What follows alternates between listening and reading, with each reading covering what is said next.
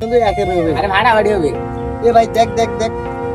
আচ্ছা মোনারা আজকে না মানে সামন ক্যামেরা দিয়ে ভিডিও আসতেছে না, মানে জমতেছে না, গালি গালাজ গুলো করতেছি। কাজ করি, তুমি হচ্ছে না আমাকে পিছন ক্যামেরা নাও, আমি হচ্ছে লাঠি দিয়ে ওদেরকে বোঝাই দিব। হ্যাঁ আচ্ছা বৃষ্টি ঠিক আছে, তুমি লাঠিটা নাও, আমি ভিডিও করছি। আচ্ছা শুরু কর দেখি, কে কি বলবি? হ্যাঁ বলো। কোন প্রবাসী জানো আমারে গালি দিছিলি? এবার গালিটা দেখি। কি মনে করছস আমরা মেয়ে মানুষ বলে কি আমরা পচা আলু? আমরা এ মামা এই দেখ ওরা ওপেন প্লেসে কি নষ্টামি শুরু করছে, এগুলো তো ঠিক না, এটা তো কিছু একটা করা লাগবে। মানুষ এতটা নিচে নামতে পারে কল্পনা করা যায় না। It is totally unimaginable. ভাই কথাটা আপনি আসলে ঠিকই বলছেন। আসলে এরকম কিছু মহিলাদের জন্য আমাদের সমাজটা আজকে নষ্টের পথে যাচ্ছে। আর ভাই একটা জিনিস লক্ষ্য করছেন, ওই দেখেন ওই মেয়েটার স্বামীর দিয়ে ক্যামেরা ধরছে, ওরা কাপল ব্লগ শুরু করছে। ওদের জন্য আমাদের যুব সমাজটা নষ্ট হয়ে যাচ্ছে ভাই। আমরা কিন্তু এভাবে চুপ থাকতে পারি না, আমাদের উচিত তাকে কি থামানো।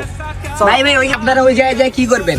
দেখেন ওনার স্বামী তো ওনাকে ভিডিও বানাই দিচ্ছে, ওই জায়গায় আমরা যাই কি করব? বন্ধু কথাটা তুই ঠিকই বলছিস। আর ভাই আমরা যদি ওখানে যাই আমরা নিজেরা বিপদে পড়বো। এইভাবে আমরা কিন্তু চুপ থাকতে পারি না, কারণ আমরা যদি চুপ থাকি তাহলে এদের নোংরামি এবং নষ্টামি আরো বেড়ে যাবে। আজকে 3টা শুকনা লাগবে। তোদের যদি মা বোন তো লাগে তাদের লজ্জা লাগে না রে মাদের গুলারে?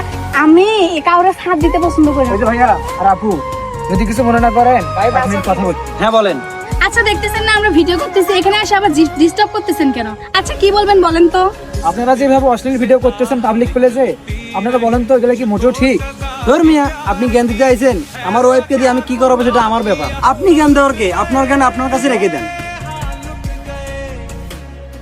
ভাই আমি তোমার প্রথমেই বারণ করছিলাম যে এরকম কিছু একটা হবে। ভাই এনাদের মতো কিছু কাপল ব্লগারদের জন্য আজকে আমাদের যুব সমাজ নষ্ট।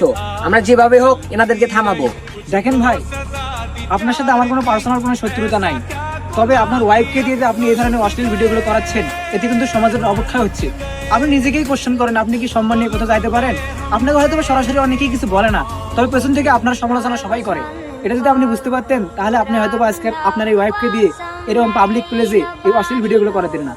ভাইয়া তো কথাটা ঠিকই বলছে, তবে আমি তো এভাবে কখনো ভেবে দেখি নাই।